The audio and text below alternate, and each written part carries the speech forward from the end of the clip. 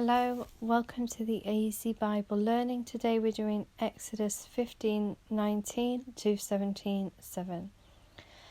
When Pharaoh's horses, chariots and charioteers rushed into the sea, the Lord brought the water crashing down on them, but the people of Israel had walked through the middle of the sea on dry ground.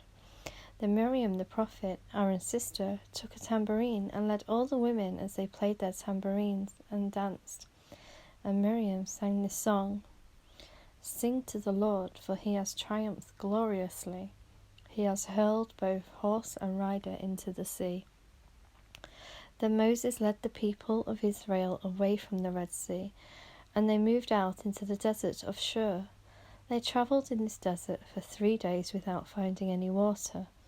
When they came to the oasis of Marah, the water was too bitter to drink, so they called the place Marah, which means bitter. Then the people complained and turned against Moses. "What are we going to drink?" they demanded. So Moses cried out to the Lord for help, and the Lord showed him a piece of wood. Moses threw it into the water, and this made the water good to drink. It was there at Marah that the Lord set before them the following decree as a standard to test their faithfulness to him. He said, "If you will listen carefully to the voice of the Lord your God, and do what is right in his sight, obeying his commandments and keeping all his decrees, then I will not make you suffer any of the diseases I sent on the Egyptians, for I am the Lord who heals you." After leaving Marah, the Israelites travelled onto the oasis of Elim, where they found 12 springs and 70 palm trees. They camped there beside the water.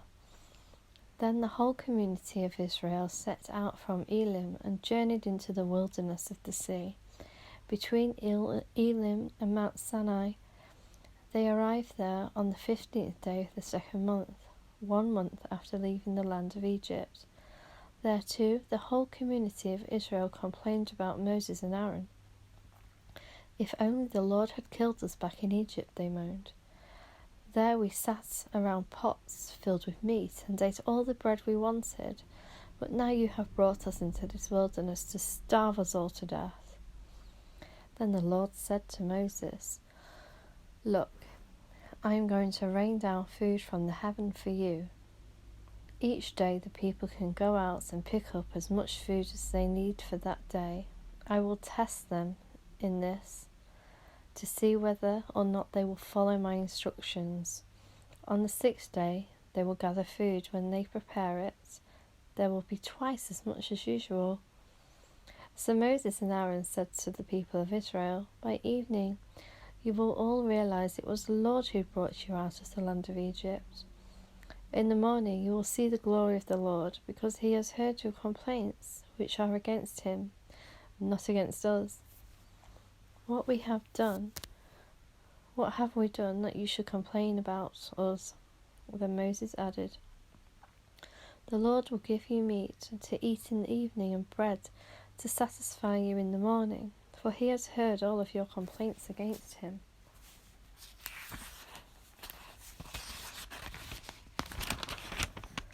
What have we done? Yes, your complaints are against the Lord, not against us. Then Moses said to Aaron, "Announce this to the entire community of Israel. Present yourselves before the Lord, for he has heard your complaining." And as Aaron spoke to the whole community of Israel, they looked out toward the wilderness. There they could see the awesome glory of the God in the cloud. Awesome glory of the Lord in the cloud. Then the Lord said to Moses, "I have heard the Israelites' complaints. Now tell them, in the evening you will have meat to eat, and in the morning you will all have the bread you want, all the bread you want. Then you will know that I am the Lord your God." That evening vast numbers of quail flew in and covered the camp, and the next morning the area around the camp was wet with dew. When the dew evaporated, a flaky substance as fine as frost blanketed the ground. The Israelites were puzzled when they saw it. "What is it?" they asked each other.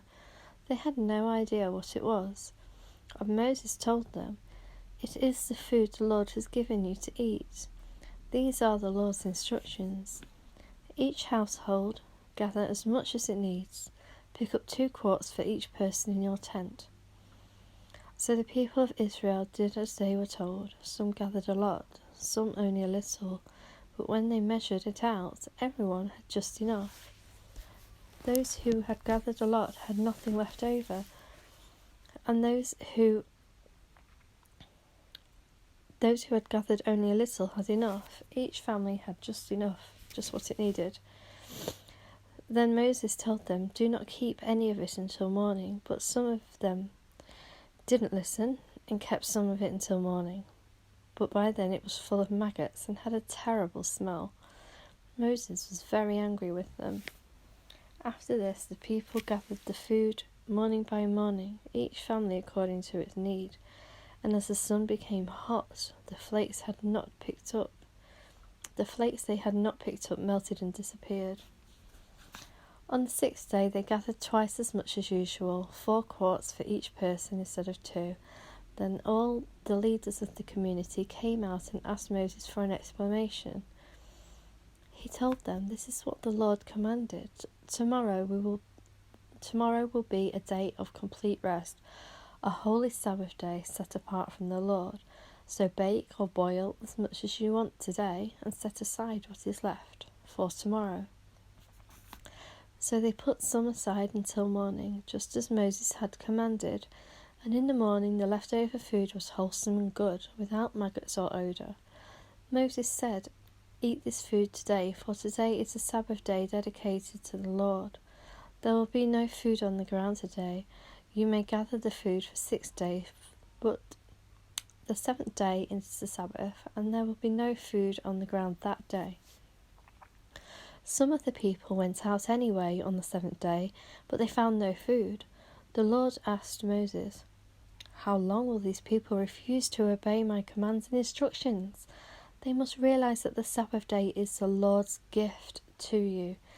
That is why he gives you a 2-day supply on the 6th day, so there will be enough for 2 days. On the Sabbath day you must each stay in your place. Do not go out to pick up food on the 7th day." So the people did not gather any food on the 7th day. The Israelites called the food manna. It was white, like coriander seed, and it tasted like honey wafers. Then Moses said, "This is what the Lord has commanded. Fill a 2-quart container with manna to preserve it for your descendants. Then later generations will be able to see the food I gave you in the wilderness when I set you free from Egypt." Moses said to Aaron, "Get a jar and fill it with 2 quarts of manna. Then put it in a sacred place before the Lord to preserve it for all future generations." Aaron did just as the Lord had commanded Moses. He eventually placed it in the Ark of the Covenant, in front of the stone tablets inscribed with the terms of the covenant. So the people of Israel ate manna for 40 years. Until they arrived at the land where they would settle. They ate manna until they came to the border of the land of Canaan. The container used to measure the manna was omer, which was 1/10 of an ephah. It held about 2 quarts.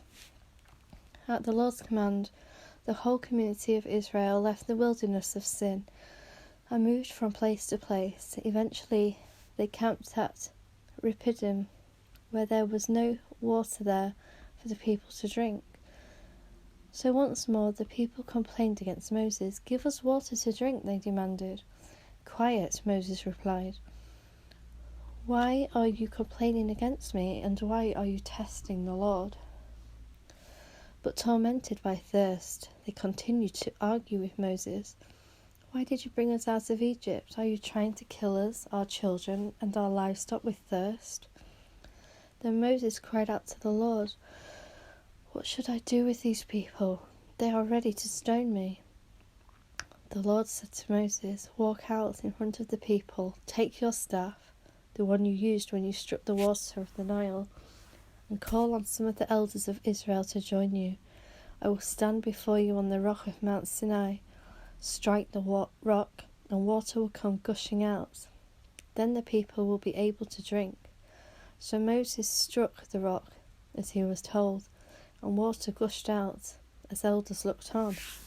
Moses named the place Massah, which means test, and Meribah, which means arguing, because the people of Israel argued with Moses and tested the Lord by saying, "Is the Lord here with us or not?"